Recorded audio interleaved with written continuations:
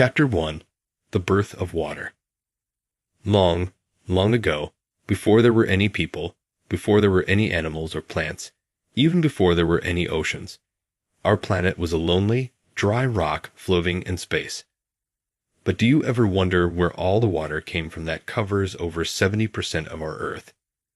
Scientists have a few ideas about this. One theory suggests that water arrived from outer space, not by aliens but on comets. Yes, you heard it right. Icy comets from the farthest parts of our solar system might have crashed into the Earth billions of years ago. When they hit our planet, the ice melted and created water. That's one way we think water could have come to Earth. But there's another theory too. Some scientists believe that water was always here.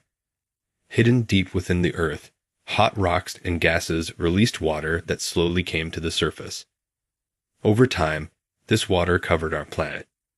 So, was it comets from outer space, or was it water from deep within the Earth? The truth is, we don't know for sure. But these theories give us some exciting ideas to think about. Let's imagine now. The water has come, either from space or from deep within the Earth. But how did it become the great oceans that we see today?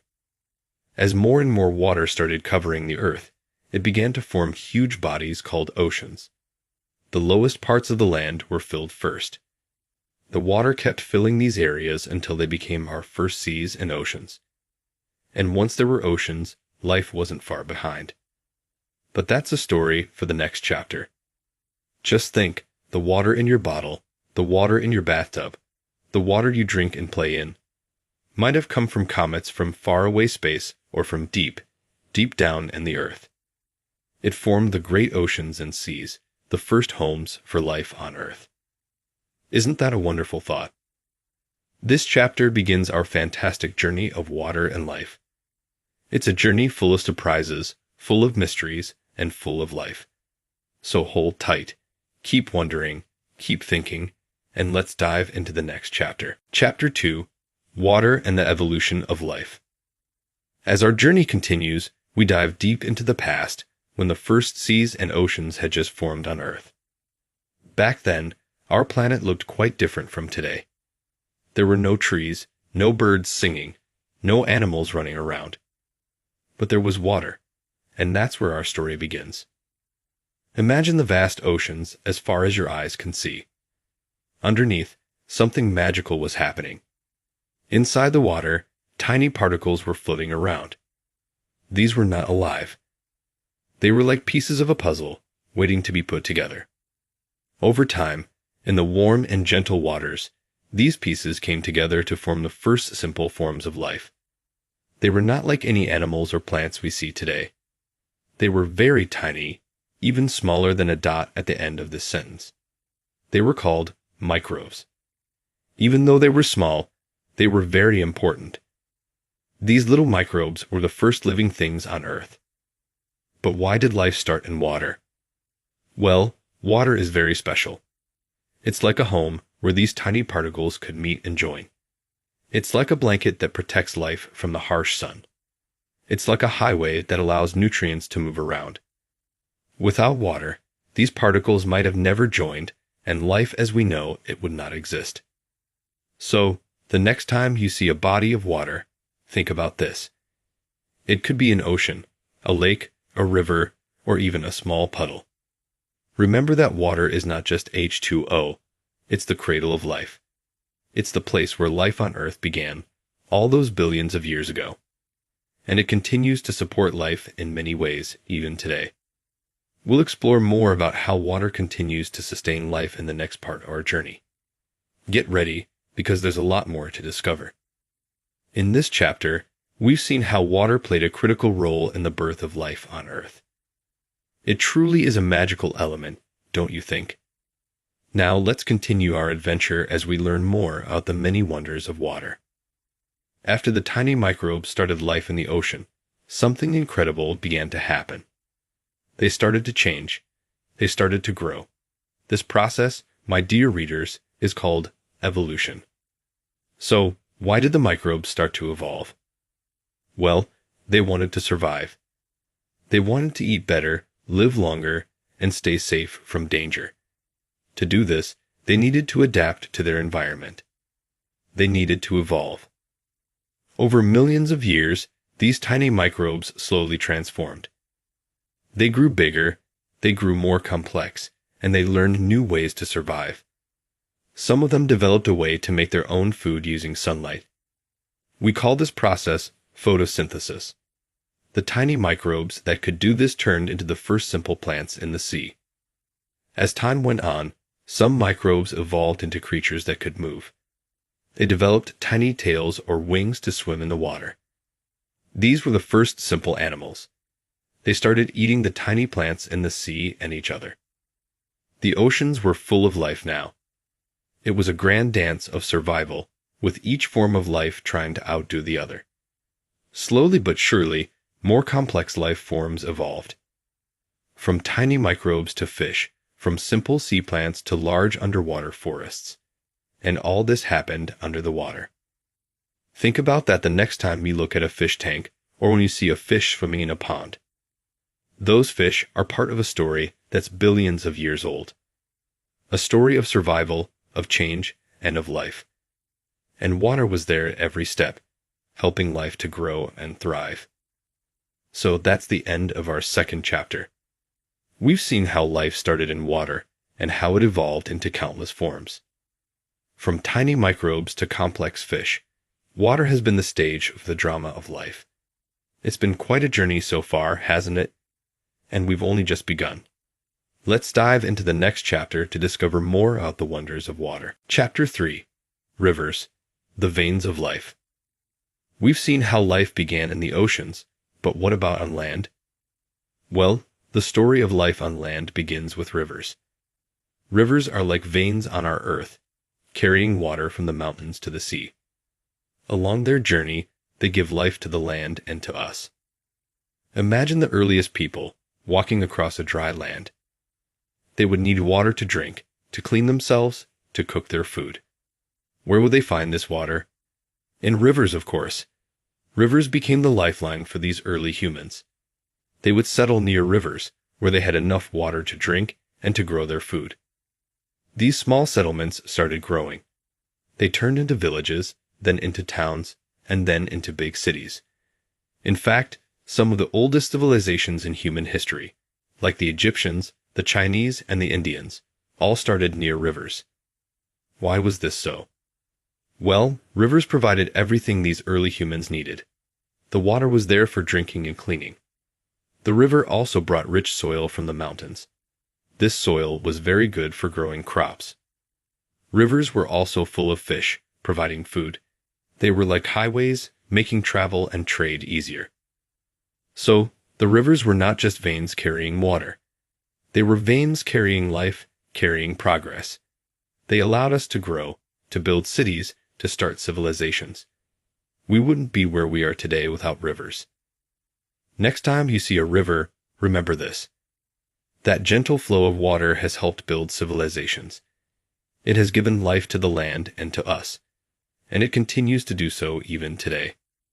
And so, we see how water has not only given birth to life, but also to our civilizations. It's fascinating, isn't it? But our journey doesn't stop here. Let's continue exploring the wonders of water in our next chapter. As our journey continues along the rivers, let's look at the world around them. Can you see the trees, the bushes, and the grasses? Can you see the birds, the insects, and the animals? This whole world that lives and breathes along the river, we call it an ecosystem. Rivers are more than just water flowing from mountains to the sea. They are homes to many plants and animals. Some animals, like fish and frogs, live inside the water. They swim in it, they feed in it, they lay their eggs in it. But the river also supports life beyond its water. Birds like the kingfisher dive into the river to catch fish. Insects like the dragonfly lay their eggs near the river. Animals like deer and elephants come to the river to drink water. Plants also thrive near rivers. Tall trees, lush grasses, and beautiful flowers grow along the riverbanks. They drink from the river, and their roots hold the soil together. In return, they give shade and food to the animals and birds. All these plants and animals are linked. They depend on each other for survival. They form a chain, a cycle of life. This is the river's ecosystem. It's a vibrant, busy world full of life. Each river creates its own ecosystem, its own world of life. From the tiny insects to the big elephants, from the small grasses to the tall trees, each one plays a part in this world. And at the center of it all is the river, giving life to everything around it. So, the next time you're near a river, take a moment to look around. See the ecosystem that the river supports. Remember that the river is more than just water. It's a world of life, and you're a part of it too. That's the end of our 3rd chapter. We've learned so much about the magic of water, and there's still so much more to discover. Let's continue our journey in the next chapter. Chapter 4. Life in the Oceans. Let's now dive into the deep blue oceans. They cover more than 70% of our Earth. But did you know they are also home to countless living things? Yes, life in the oceans is as diverse and colorful as life on land. Let's explore this wonderful world together. Imagine diving into the ocean. As you go deeper, you start to see life in all its forms. You see tiny creatures, like the playful clownfish hiding among the sea anemones. You see the majestic manta rays gliding through the water like birds in the sky. You see the strange and wonderful creatures, like the glowing jellyfish and the camouflaging octopus. You may even see a giant blue whale, the largest animal to ever live on Earth. Or you may see a school of dolphins dancing and singing together. You may see a hungry shark, a quick turtle, a slow starfish. The ocean is full of life. But it's not just animals. The oceans are also home to many plants. Have you heard of seaweed? It's a type of plant that grows in the sea. Or what about the great underwater forests of kelp, where many sea creatures find food and shelter? The oceans are like a big, big family. Every plant, every animal, big or small, has a role to play. They all need each other to survive. They all make the oceans beautiful, vibrant, and full of life. So, the next time you see the vast ocean, remember this. It's not just a large body of water. It's a living, breathing world. It's a home for countless plants and animals. It's a treasure of life. As we wrap up the first part of our oceanic adventure, we realize how magical and lively the world beneath the waves is. The oceans are truly a wonder of nature, and there's still so much to discover. Let's continue our journey in the next part. As we dive deeper into the oceans, we come across something magical. Something colorful and bustling with life. Can you guess what it is? It's a coral reef. Let's explore this underwater paradise together. Coral reefs are like cities under the sea. They are built by tiny creatures called corals. Each coral is very small, but together they build massive structures. These structures become home to many oceanic plants and animals. Imagine a city full of life. You see fish of every color, shape, and size. You see sea turtles, sea stars, and seahorses. You see clams, crabs, and shrimp. You see plants, from tiny algae to big seaweeds. All this life, living together in harmony. That's a coral reef for you. But why are coral reefs important? Well, they are important for many reasons. They provide food and shelter for many oceanic creatures. They protect the coastline from storms and waves. They even help in cleaning the water. Sadly, coral reefs are in danger. Pollution, climate change, and overfishing are harming them. If we lose coral reefs, we lose a precious part of our oceans. That's why we need to protect them. So, the next time you hear about coral reefs, remember this. They are not just pretty structures under the sea. They are living, breathing cities. They are homes for countless plants and animals. They are protectors of our coasts. They are the jewels of our oceans. As we end our 4th chapter, we've seen the magic of coral reefs. They show us how beautiful, vibrant, and important life in the oceans can be. They remind us of the wonders of water and why we need to protect it. Let's continue our journey in the next chapter as we discover more of the magic of water. Chapter 5. Rain, the lifeline of Earth. Have you ever wondered where rain comes from? Or why do rivers never run dry? The answer to these questions is a magical process called the water cycle. Let's explore this incredible journey together. Our story begins with the sun. The sun heats up the water in the seas, rivers, and lakes. This heat makes the water turn into a gas called water vapor. This process is called evaporation. Imagine a pot of boiling water. Can you see the steam rising? That's evaporation happening right in front of you. This water vapor rises up into the sky. As it goes higher, it starts to cool down. When it cools, it changes back into tiny water droplets. This change is called condensation. It's like when you see droplets of water on a cold glass of lemonade. That's condensation. These tiny water droplets come together to form clouds. When the clouds become too heavy, they drop the water back down to the earth. This falling of water is what we call rain, or precipitation. The rain fills up our rivers, lakes, and seas. It gives water to plants and animals. It gives us the water we drink and use every day. And then the sun shines again, and the cycle starts over. That's the water cycle for you. So, the next time it rains, remember this. That rain is a part of a magical journey. It's a journey that starts in the oceans, goes up into the sky, and comes back down to Earth. It's a journey that gives life to our planet. It's the wonderful water cycle. As we wrap up the first part of this chapter, we've seen how water travels around our planet. It's an amazing cycle, isn't it? And it's all thanks to water. Let's continue our journey in the next part as we explore more about the magic of rain. We've seen how rain is a part of the amazing water cycle. Now let's see what it does when it falls on land. Specifically, let's take a journey to one of the richest and most diverse places on our planet, the rainforests. Rainforests are like the jewels of our planet. They are home to more types of plants and animals than any other place on Earth. You can find tall trees, colorful flowers, chirping birds, crawling insects, and even mighty jaguars here. But have you ever wondered, what makes rainforests so full of life? The answer is rain. The rain brings water to the rainforests. This water is vital for all the plants and animals that live here. The plants need it to grow and make food. The animals need it to drink and to find their food. But rain does more than just provide water. It also helps create the perfect conditions for life. Rain keeps the rainforest warm and humid. It brings nutrients from the sky down to the ground. It fills up rivers and streams, creating homes for fish and other creatures. Without rain, the rainforests would not exist. Without rainforests, our planet would lose a precious source of life. They are our largest source of oxygen, our greatest diversity of life, and our most potent weapon against climate change.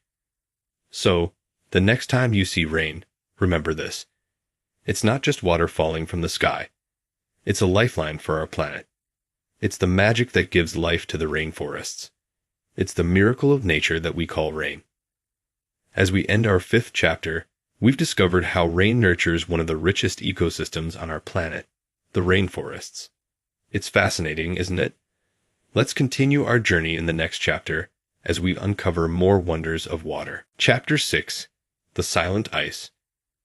Our journey through the wonders of water now takes us to the coldest parts of our planet, the polar regions.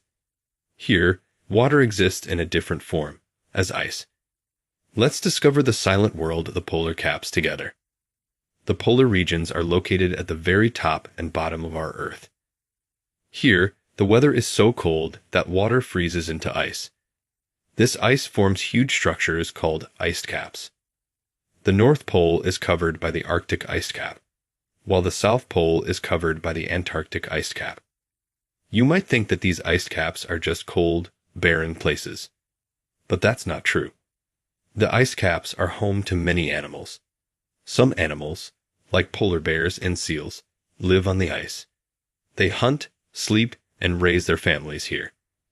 Other animals, like penguins and whales, live in the water around the ice. They feed on the fish and krill that thrive in the cold water. But why are these ice caps important? Well, they play a crucial role in our planet's health. They reflect sunlight back into space, which helps regulate the Earth's temperature. They also store vast amounts of water. If the ice caps melt, they can cause sea levels to rise. This can lead to flooding in many parts of the world. So, the next time you think of ice, remember this. It's not just frozen water. It's a home for many animals. It's a shield that protects our planet from getting too warm. It's a giant store of water. It's a part of our world that we need to protect. As we wrap up the first part of this chapter, we've seen the magic of ice in the polar regions. It's an amazing world, isn't it? And it's all thanks to water. Let's continue our journey in the next part, as we explore more about the silent world of ice. In the first part of this chapter, we explored the icy worlds of the polar regions. Now, let's delve deeper and meet the amazing animals and plants that call these icy lands their home. Life in the cold is not easy. The weather is freezing, food is scarce, and the conditions are harsh. Yet, many animals and plants have adapted to survive here. Let's meet some of these amazing life forms. Imagine a big fluffy white bear. Can you guess its name? It's a polar bear. Polar bears have thick fur and a layer of fat to keep them warm. Their white fur also helps them blend in with the snow and ice. This helps them hunt for their food, like seals. Now picture a bird with a tuxedo and a funny walk. Yes, it's a penguin. Penguins live in Antarctica, the coldest place on Earth. They have special feathers that keep them warm and dry. They huddle together to keep warm and take turns being in the center of the group. This is how they survive the cold. The cold regions also have special plants. These plants are small and grow close to the ground to stay away from the cold wind. They have dark-colored leaves to absorb as much heat as they can from the sun. They grow slowly, but they are strong and tough. So, the next time you think of the cold, remember this. It's not just a harsh, freezing place. It's a home for many strong and brave animals and plants. It's a place where life has found a way to survive. It's a testament to the power and wonder of nature. As we end our sixth chapter, we've seen the magic of life in the cold. It's a world of strength, bravery, and survival. It's a world that shows us the true power of life. Let's continue our journey in the next chapter as we explore more wonders of water. Chapter 7. The Precious Drop. Water Scarcity. We have seen the wonders of water in the oceans, rivers, rainforests, and polar regions. Now let's visit a place where water is scarce, the deserts. Here, life has found remarkable ways to survive with limited water. Let's discover the amazing adaptations of desert life. Deserts are places where it hardly rains. The days are hot and the nights are cold. Yet, many plants, animals, and even people call these places home. How do they do it? They have adapted in incredible ways. Take cacti, for example. These prickly plants are true desert survivors. They have thick skins to reduce water loss. Their spines protect them from animals looking for water. And inside, they store water for the dry days. What about animals? Meet the desert's ship, the camel. Camels can drink lots of water at once and store it for days. They have long eyelashes and nostrils they can close to keep out the desert sand. Their humps store food, and their wide feet help them walk on the sand. People have also found ways to live in deserts. They wear loose, light-colored clothes to stay cool. They build homes that keep the heat out. They grow crops that need little water. They have learned to respect and value every drop of water. So, the next time you think of deserts, remember this. They are not just barren lands of sand. They are home to life that has found a way to survive with little water. They are places that show us the true value of every precious drop of water. As we wrap up the first part of this chapter, we've seen the magic of desert life. It's a world of adaptation, survival, and respect for water. Let's continue our journey in the next part as we explore more about water scarcity and its impact on our world. In the first part of this chapter, we learned how life adapts to survive in deserts where water is scarce. Now, let's focus on the struggles faced by people living in areas where water is hard to find. Water is essential for life. We need it to drink, to grow food, to keep clean, and much more. But in some parts of the world, people don't have enough water. This is called water scarcity. It can happen for many reasons, like too little rain, too many people, or when water is not clean enough to use. Imagine having to walk for hours every day just to fetch water. Imagine having to choose between using water to cook food or to clean your clothes. Imagine not having enough water to grow your crops. This is the reality for many people living in water-scarce regions. Children, especially, suffer in these conditions. They may have to miss school to fetch water. They may fall sick from drinking dirty water. They may not get enough food if crops fail due to lack of water. But people are strong and resourceful. They build wells to reach water deep in the ground. They collect rainwater in tanks for use during dry periods. They learn to use water wisely and not to waste it. So, the next time you use water, remember this. Water is not just a resource. It's a precious gift. It's a source of life and health. It's something we should never take for granted. As we conclude our 7th chapter, we've seen the human struggles and resilience in face of water scarcity. It's a world that shows us the true value of water. Let's continue our journey in the next chapter as we explore more wonders of water. Chapter 8. Conservation. The Need of the Hour. As we journeyed through the various wonders of water, we've seen its beauty, its power, and its importance to life on Earth. We've also seen how precious and scarce it can be. Now, we come to a crucial part of our journey. Understanding the importance of conserving water. Water is a gift. It's a gift that keeps us alive, grows our food, powers our cities, and supports countless forms of life. But like all gifts, it's not limitless. If we use too much of it, or if we waste it, we could end up with not enough to go around. Conserving water is about using it wisely. It's about not wasting it. It's about ensuring that there's enough water for everyone, for us, for our children, for the plants and animals, and for the generations to come. Conserving water is also about protecting our planet. Healthy rivers, oceans, and wetlands are essential for a healthy Earth. They provide homes for wildlife, they help control the climate, and they purify the water we drink.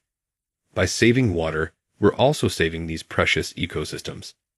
So, the next time you turn on the tap, remember this. Water is not just a resource to be used. It's a gift to be treasured. It's a precious drop that connects us all. It's our responsibility to conserve it. As we wrap up the first part of our 8th chapter, we've learned about the importance of water conservation. It's a lesson that speaks to our responsibility to the planet and to each other. Let's continue our journey in the next part as we learn more about how we can conserve water in our everyday lives.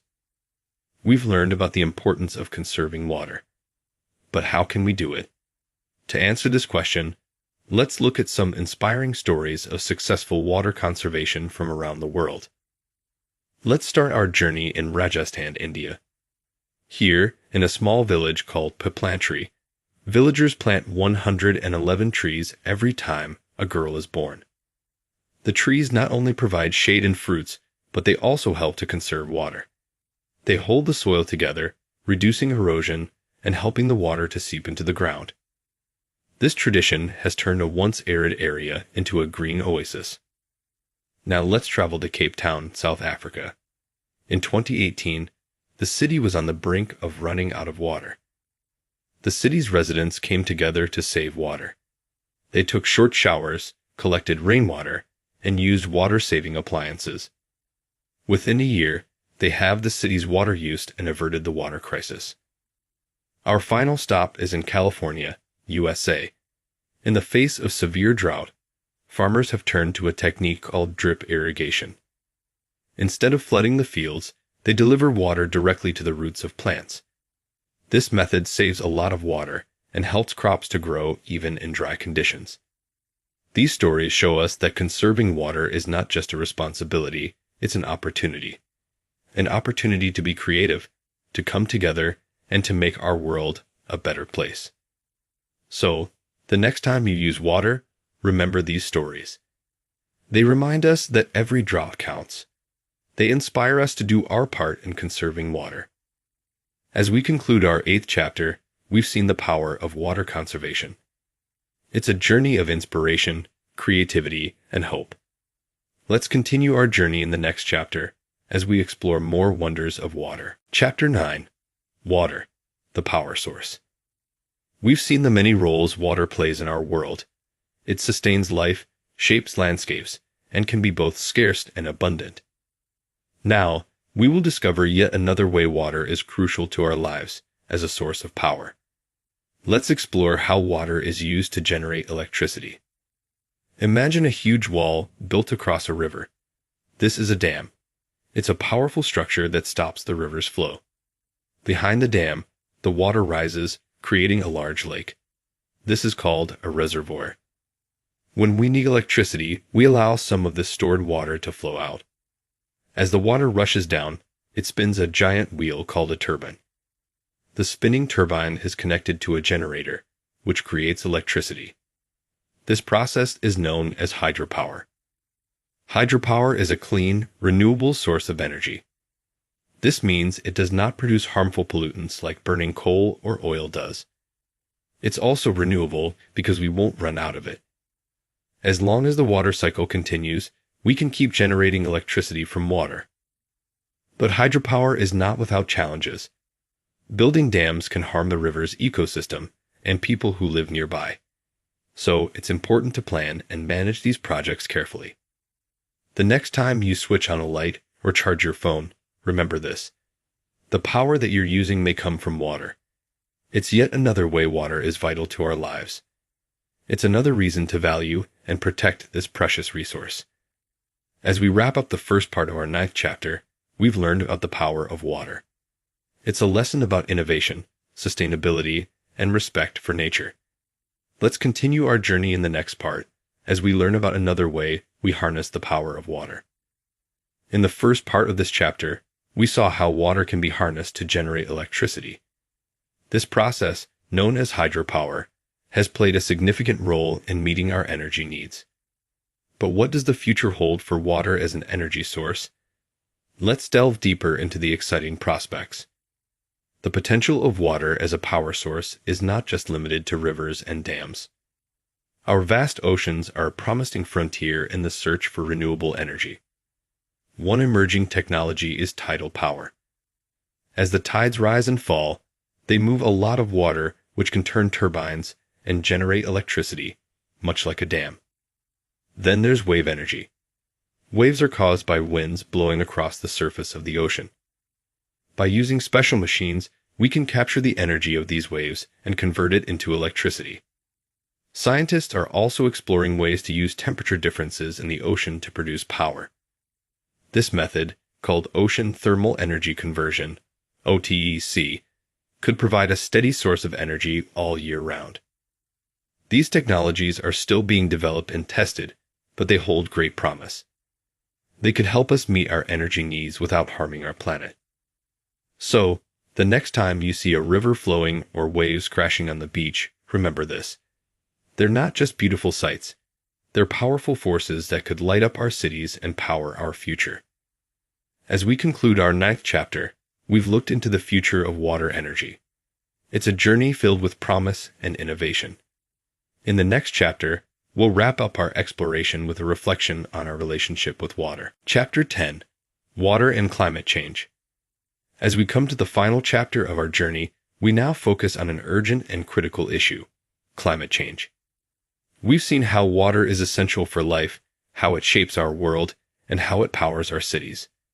But now let's examine how climate change affects the water cycle. The water cycle is a continuous process where water evaporates, rises into the sky, condenses to form clouds, and falls back to the ground as precipitation. It's a beautiful, delicate dance that has been going on for billions of years. but climate change is disrupting this dance. Warmer temperatures mean more water evaporates from the Earth's surface. This means there's more water vapor in the sky, leading to more intense rainfall in some areas. But in other areas, the increased evaporation can lead to drier conditions, making droughts more likely and severe. The impact of climate change on the water cycle can also affect our oceans. Warmer temperatures cause sea levels to rise as polar ice melts and the warmer water expands. This can lead to coastal flooding, putting people and wildlife at risk. Understanding the impact of climate change on the water cycle is crucial. It's not just about the environment. It's about our homes, our food, our health, and our future. As we conclude the first part of our final chapter, we've learned about the relationship between water and climate change. It's a reminder of how everything in our world is interconnected. In the next part, we will explore the role we can play in addressing climate change. We've talked about the impact of climate change on the water cycle. Now, let's turn our attention to another crucial issue, the rising sea levels. How does the warming of our planet contribute to this? Let's find out. The vast polar regions of our planet are covered with ice. This ice plays a crucial role in regulating the Earth's temperature. But as the Earth warms due to climate change, this ice is melting at an unprecedented rate. When ice on land, such as glaciers and ice sheets in Greenland and Antarctica, melts, it adds more water to the ocean. This is one of the main reasons why sea levels are rising. Even a small rise in sea level can have serious effects. It can lead to more frequent and severe coastal flooding, putting homes and lives at risk. But that's not all. The warmer ocean water also expands. This is called thermal expansion, and it's another reason for the rising sea levels. The rising sea levels are a stark reminder of the urgent need to address climate change. We need to reduce our greenhouse gas emissions and move towards cleaner, sustainable sources of energy. Remember, the challenge of climate change is not just about saving polar bears or far-off ice caps. It's about preserving our homes, our communities, and our way of life. It's about ensuring a safe and healthy planet for future generations. As we conclude our final chapter, we've explored the relationship between water and climate change. It's a story of change, challenge, and most importantly, of our responsibility. It's a call to action for all of us to protect and cherish our precious water resources.